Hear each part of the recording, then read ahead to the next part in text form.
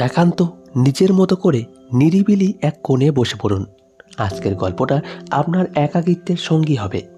আমি নন্দিনী। আমার জীবনের এক গোপন অধ্যায় আপনাদের সামনে আজ মেলে ধরব, যা হয়তো অনেকেই নিজেদের ভেতরে বয়ে নিয়ে চলেছেন। আমার বাড়ি বীরভূম জেলার এক শান্ত গ্রাম। গ্রামের পরিবেশে বড় হয়েছি, আর বিয়ের পর স্বামীর সাথে শহরে এসেছিলাম। এখন বয়স প্রায় 30 ছুঁই ছুঁই।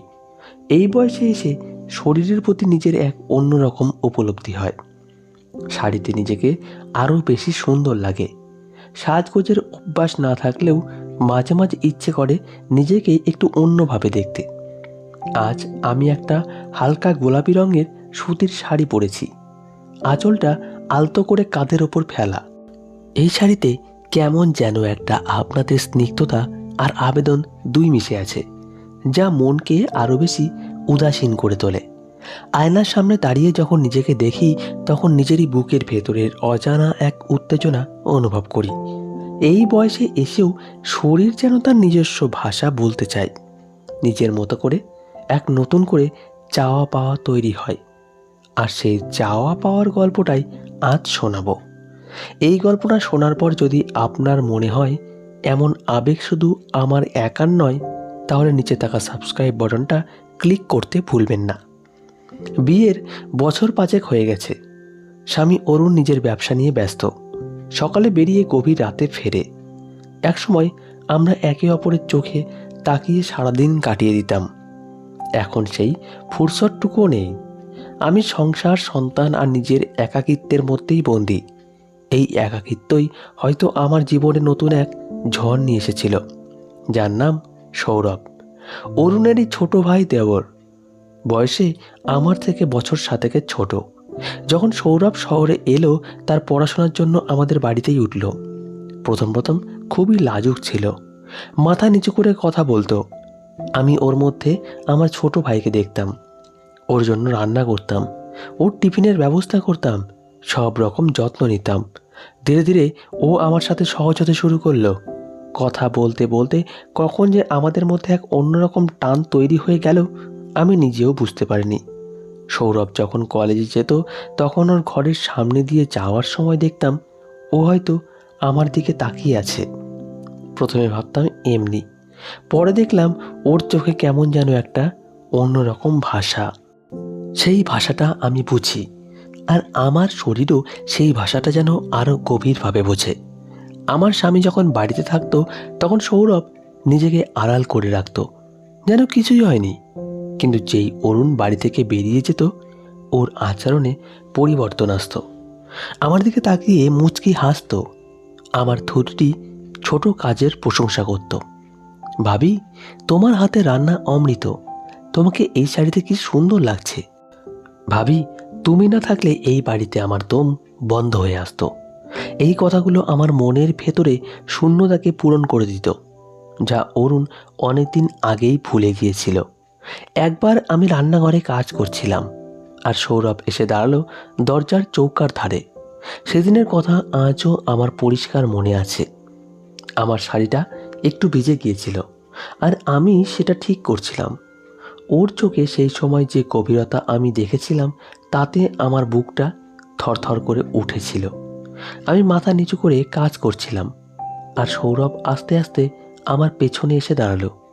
আমার নিঃশ্বাসের উষ্ণতা অনুভব করতে পারছিলাম ওর কাছাকাছি। ভাবি, তোমার শাড়ির আঁচলটা ঠিক করে দেই।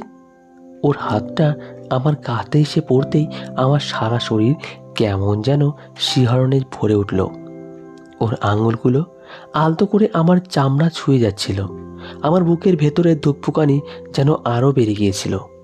আমি কিছু বলতে পারিনি, শুধু মৃদু স্বরে বলেছিলাম, থাক, আমি পারছি। ও কোনো জোর করেনি, শুধু তার হাতটা কিছুক্ষণের জন্য আমার কাঁধে রেখেছিল। সেই মুহূর্তে সমাজের সব নিয়ম, সব বাঁধন যেন এক পলকে ভেঙে গিয়েছিল। সেই স্পর্শে ছিল এক অন্যরকম উষ্ণতা, যা স্বামী বহু আগেই দেওয়া বন্ধ করে দিয়েছিল। সেই রাতটা আমার আর ঘুম আসেনি। মনের গভীরে এক অন্যরকম অপরাধ বোধ আর এক অজানা ভালো লাগা, দুটোরই জন্ম হয়েছিল। সৌরভ যখন দেখলো আমি ওর দিকে দুর্বল হচ্ছি, তখন ও আরও বেশি করে আমার কাছাকাছি আসতে শুরু করলো। বাড়িতে কেউ না থাকলে ও সুযোগ পেলেই আমার হাত ধরতো বা রান্নাঘরের কাজ করার সময় পেছন থেকে এসে আমাকে জড়িয়ে ধরতো। ভাবি, তোমার চুলগুলো কি সুন্দর, গন্ধটা। এই কথাগুলো বলতে বলতে ওর মুখ আমার কাঁধের কাছে চলে আসতো। ওর নিঃশ্বাস আমার গলায় লাগতেই আমার সারা শরীর কাঁটা দিয়ে উঠত। আমি জানতাম এটা ভুল, ভয়ঙ্কর ভুল, কিন্তু সেই ওর মিষ্টি কথা, ওর যত্ন নেওয়া আমার মনের ভেতরের এক কোণায় লুকানো ইচ্ছেগুলোকে যেন আর বেশি করে জাগিয়ে তুলত। একবার রাতে লোডশেডিং হয়েছিল, সারা বাড়িতে অন্ধকার। আমি ছটপট করছিলাম। তখন সৌরভ তার ঘরে হারমোনিয়াম বাজিয়ে গান ধরল।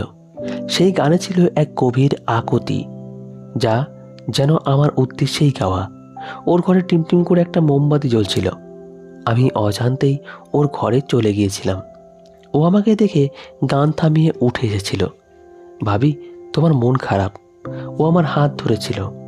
আমার চোখে জল এসে গিয়েছিল। সেই রাতে ও আমার হাতটা ধরে অনেকক্ষণ বসেছিল, আমার চুলগুলো ঠিক করে দিয়েছিল আর বলেছিল, ভাবি তুমি কেন এত মন খারাপ করো, আমি তো আছি। ওর সেই কথায় এক অন্যরকম আশ্রয় খুঁজে পেয়েছিলাম আমি। আমাদের এই গোপন সম্পর্কে টানাপোড়েন চলতেই থাকলো। একদিকে সংসারের দায়িত্ব, স্বামী, সন্তান, সমাজের ভয়। অন্যদিকে সৌরভের প্রতি তার এক অনিয়ন্ত্রিত আকর্ষণ।